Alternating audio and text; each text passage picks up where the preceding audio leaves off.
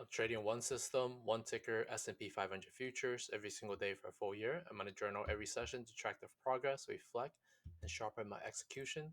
So today is day 39. I made about negative $2,465. I lost money actually. And P&L for the main account is down $560.92. So actually started the day pretty green, pretty good. I was bullish going to today.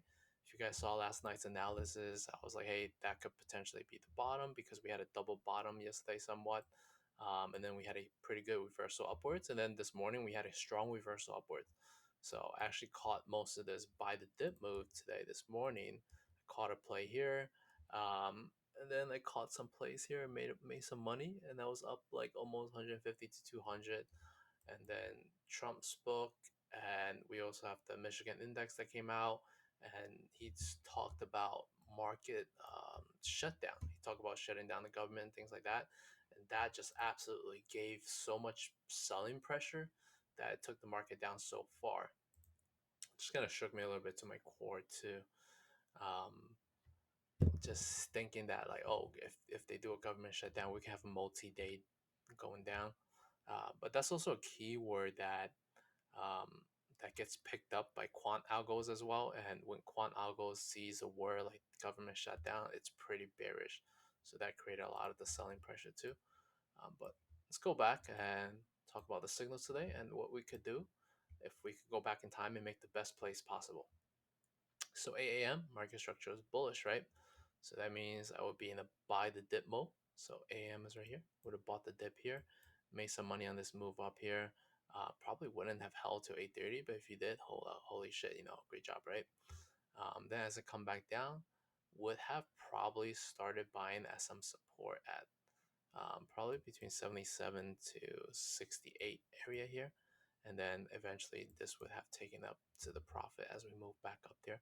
Since we're still in bullish market structure, 953, we also had another bullish signal. So that was somewhere around here.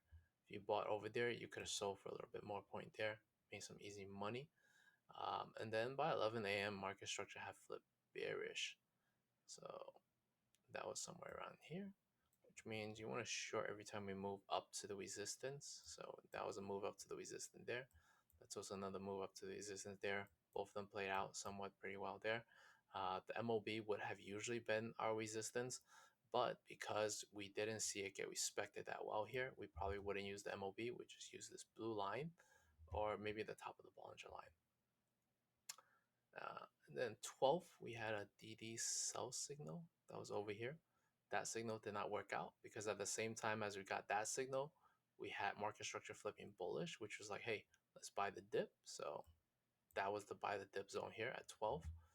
And we pushed up pretty hard till 140 was our first sell signal. Did that even work out? Yeah, that did. 140 sell signals around here. We did get a little flush there. Eventually, a double bottom setup, somewhat of a bull flag, and then we pushed up higher. So it was a pretty good day. If we just follow the structure and the strategy as we should have, we would have probably made money.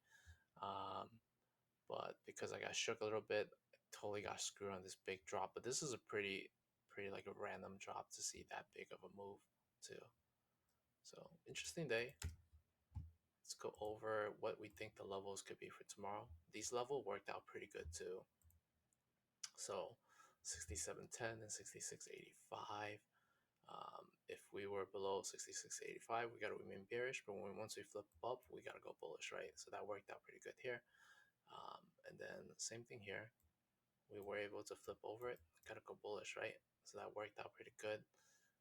Below it, stay bearish. So short, right? That worked out pretty good as well there. And same thing here. If we can figure out that play, but that's pretty hard sometimes. So for tomorrow, got new levels. These levels are ineffective now. So this is going down to 67.05. And then this is moving down to 75.